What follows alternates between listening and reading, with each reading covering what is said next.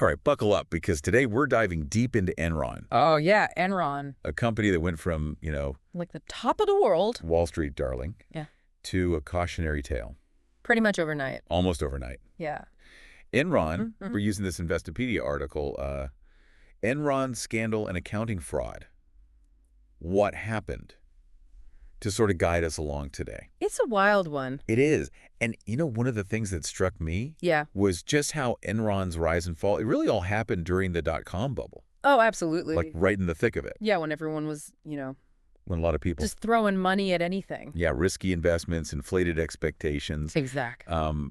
It's a fascinating parallel, Oh, isn't it? totally. I mean, the dot-com boom, Right. it really created this environment where companies, they were being valued on potential, Yeah. not necessarily on, like, Call it fundamentals. actual solid fundamentals. And Enron, with their online trading platform. Oh, yeah, Enron Online. Enron Online, that Cutting edge. fit right into that. Oh, yeah, they were the poster child for it. Yeah, seemed unstoppable. Yeah. But behind the scenes, Oh, a different story. things were far from rosy. Far, far from rosy. The article dives into their accounting practices. Yeah.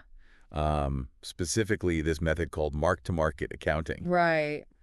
And what I find fascinating is that Yeah. this wasn't some shady backroom tactic. No. It was approved By the SEC. by the SEC. Yeah. Wild. Yeah. So that's what makes it so intriguing. It is intriguing. Mark to market, Yeah. it's not inherently bad. Right. It's used in certain industries where asset values fluctuate a lot. I see. But with Enron, Yeah. it became a tool For manipulation. for manipulation. It's like, imagine you're selling a car, Okay.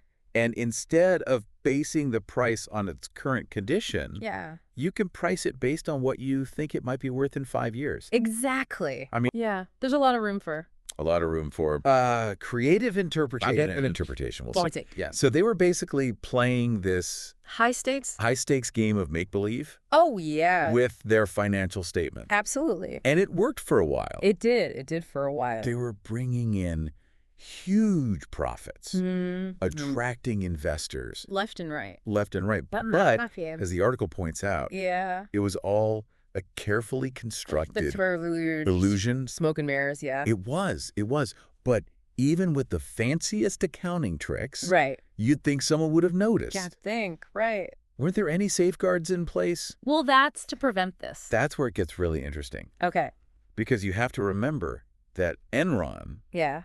was audited by Arthur Andersen, Oh, wow. one of the most prestigious accounting firms in the world At the time. at the time. Yeah.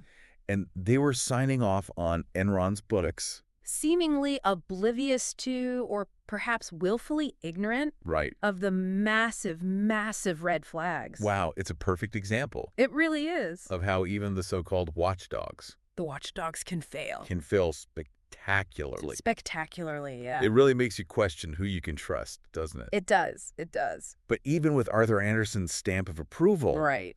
the cracks eventually started to show. Yeah. Analysts were starting to raise questions About their, about Enron's, opaque financial reporting Yeah. and, their stock price the stock price started to dip. started to dip. Yeah. And as the pressure mounted, Yeah. Enron's CFO, Andrew Fastow, Right. he became a central figure Oh, yeah. He was the architect in this whole thing. of this incredibly complex web Yeah. of special purpose entities. SPVs. Or SPVs, yeah. which Enron used to hide its debt. Hide its debt, hide its toxic assets. Yeah, think of them like secret compartments. secret compartment. Where you stash all the stuff you don't want anyone to see. Oh, so they were basically sweeping their financial messes Under the rug, so to speak. under the rug. But what's truly mind-boggling Yeah. is that these SPVs, Right.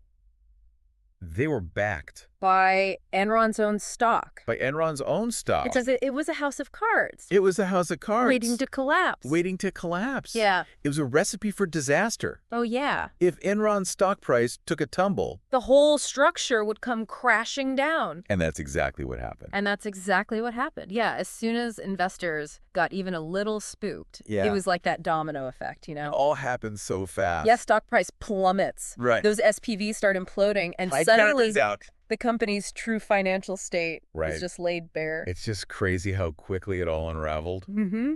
One day, high-flying company. Yeah. Next day, filing for bankruptcy. Yeah. it's what always gives me Oh, yeah. is the human cost of it all, Absolutely. Thousands of Enron employees Lost their job. lost their retirements. Many of them had their retirement savings wiped out Gone. because they were heavily invested in Enron stock. Just poof. It's hard to even imagine that kind of betrayal. Devastating. For not just for those directly involved, but yeah. for the market as a whole. Yeah, I mean, really eroded people's faith in corporate America. it really did. Yeah. And for those who lost, Their life savings. their life savings. Yeah. It's just Beyond beyond comprehension, but Yeah. the article mentions that shareholders Mhm. lost, a staggering Staggering. $74 billion. Will it be? But beyond the financial losses, Yeah. there's this sense of just shattered trust. Oh, absolutely. It makes you wonder, did anyone see this coming? What? Was anyone sounding the alarm bells Where's it fast? before it was too late? Subplot here involving a short seller Oh, okay. named Jim Chanos. Jim Chanos. Yeah. Now, short selling, Yeah. for those who aren't familiar, It's basically betting against a company's stock. betting against it. Risky move, Yeah. but if you're right Yeah. and the stock goes down, Right. you can make a lot of money. So this Chanos guy, Yeah. he saw through Enron's facade. He did. He had this reputation Profited. for being a brilliant analyst. Wow. Someone who could spot these accounting irregularities Yeah. that others missed. It's like something out of a movie. It is. It's pretty cinematic. It is. But yeah, He was skeptical of Enron. he had been for a while. Okay. And when that stock started to dip, Yeah. he went all in on his bet. Wow. That takes some serious guts It does. to go against the grain like that. Especially when everyone else is singing their praises. Right. Yeah. But what about within Enron itself? Well, there was one Was anyone trying to... particularly courageous individual. Sharon Watkins, vice president at Enron, Wow. tried to warn Ken Lay, The CEO. the CEO at the time, Yeah. about the accounting irregularities. So she sent a memo. She sent him an anonymous memo Anonymous. outlining her concerns, Wow. highlighting the risk of those SPVs. So she was a classic whistleblower. She was. It's incredible that she had the courage to speak up. Especially in that corporate culture. Right. Which seemed to reward blind loyalty. Blind loyalty, yeah. But her warnings Largely were ignored. ignored. Lay dismissed her concerns. Wow. And the company continued its downward spiral. It's such a tragic story. It is. But in the aftermath of the scandal, Yeah. there were some significant changes, right? Absolutely. I mean, something good Something good had to come had to come out of out it. of all this, yeah. So the Enron scandal Yeah. led to the passage of This Sarbanes-Oxley Act. the Sarbanes-Oxley Act in yeah. 2002. So Sarbanes-Oxley was like a direct response to the Enron mess. The direct response. What did it actually change? So it brought about a whole slew of reforms, Yeah. from stricter accounting rules Right. to increased oversight of auditing firms. So they couldn't just hide behind layers of bureaucracy. Yep. They were directly accountable. They were directly accountable. That's a big deal. It was a huge shift yeah. in corporate governance. Sarbanes-Oxley also Mhm. created the Public Company Accounting Oversight Board, PCAOB. PCAOB, Yeah, to oversee the audits of public companies. right. Okay. And it strengthened whistleblower protections, Oh, interesting. which is a direct nod to Sharon Watkins Yeah. and her courageous act. It seems like the whole system got a much-needed overhaul. It did. It did. But even with all these new rules and regulations, haven't there been other financial scandals? Well, See, Sammy, Enron. that's a great question. And Does this mean Sarbanes-Oxley it's something that's still debated. isn't a foolproof solution? It's not a silver bullet, Right. Human greed and the desire to cut corners. It'll always be there. It will always exist. Yeah. And there's always a risk, of regulators getting complacent or Yeah. being outmaneuvered Yeah. by these sophisticated financial schemes. So it's a constant cat and mouse game. In a way, yeah. But Enron's legacy continues to serve as this Wow. stark reminder of what can happen Absolutely. when corporate greed goes unchecked. Unchecked. Yeah. Speaking of evolving markets, Yeah. there's a strange and somewhat unsettling twist Oh, yeah. to the Enron story that I found in the article. Okay. Apparently, in 2024, Mm-hmm. the Enron.com website Oh. was resurrected. No way. Yeah. Like, are they back? It's almost like they're saying Enron is back, Wow. and this time we're going to do things differently. That's interesting. But can a brand, especially one so tarnished, Yeah. ever really reinvent itself? That's the million-dollar question. I mean, is it a joke? Well, their website's got this whole marketing spiel, Yeah. about bold new energy ideas. Bold new energy ideas. They even have this video. What, like a promotional video? Yeah, it's called I Am Enron. I am Enron. With all these, like, kind of bizarre images. Like what? Like rockets and farmers and ballerinas. It's a strange mix. It is. It's a strange mix. So it does sound like a joke. It does. Or maybe some elaborate publicity stunt? Yeah, maybe. But who's behind it? Well, Did some savvy entrepreneur. that's where it gets even weirder. Okay. The article says that the website was created by Yeah. this company called the College Company, LLC, College Company LLC. Never heard of it. which is, get this, Yeah. known for creating Creating what? mock conspiracy theories. So it's not a serious attempt? It's hard to say for sure. A business comeback? It could be satire. You know, like a commentary on corporate culture, or maybe just a way to, you know, Generate buzz online. generate some buzz. But whatever their motive. They certainly got people talking. I mean, here we are I mean, discussing Enron all these years later. exactly. It is a head scratcher. It is? Part of me wants to believe it's a harmless prank, Yeah. but there's this unsettling feeling that Mm. maybe they're trying to capitalize Yeah. Capitalize on that notoriety. on a notoriety of the name. The name recognition. Like, there's no such thing as bad publicity. Yeah, there's no such thing as bad publicity. Kind of approach. It's an interesting thought. It is, and it makes you wonder, Yeah. what does this say about our collective memory? Mm. I mean, have we learned from the mistakes of the past?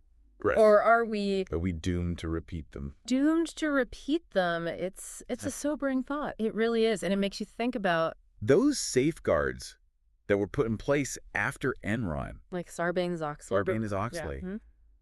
I mean, are those measures enough Right? Is it enough? to prevent another Massive. massive financial What, disaster? another Enron? Or is it just a matter of time Yeah. before another Enron comes along? That's the question, isn't it? It is. It's a question worth pondering. It is. It really is. Regulations can only go so far. Right. Well, Ultimately, okay. it comes down to, Yeah. individual ethics, Well. corporate culture, Culture. and, Yeah. that willingness to really prioritize Long-term. long-term stability over short-term gains. Over short-term gains.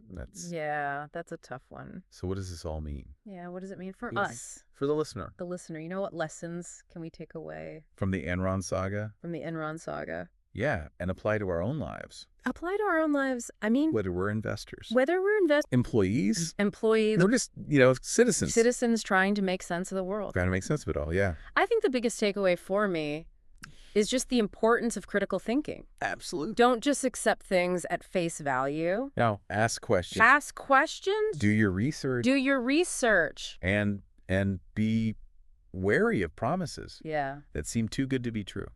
Too good to be true, because they probably are. They probably are, yeah. And don't be afraid to speak up. No. If you see something that seems wrong, Absolutely. whistleblowers, Whistleblowers are important. like Sharon Watkins, Mm-hmm. play a crucial role. They do.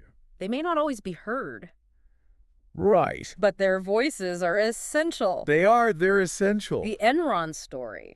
It's a complex one. It's a complex one full of twists and turns, Twists and turns. but at its core, Yeah. it's a tale about human nature. It is about greed, ambition, Great ambition. and the consequences Of unchecked power. of unchecked power. And it's a story And it's a story. that continues to resonate today, It does. It does. reminding us that vigilance is essential. Absolutely. Trust must be earned, It must. and that the pursuit of profit Yeah. should never come at the expense Never. of integrity. Of integrity. The ghost of Enron, Whether it's a whether it's in the form of a cautionary tale cautionary tale, or a bizarre website resurrection, it continues to haunt us. it continues to haunt us. Doesn't it? It doesn't. Urging us to remember those lessons Yeah. and strive for, Yeah. a more ethical and transparent future. A more ethical and transparent future. I think that's a great place to leave it. I think so too.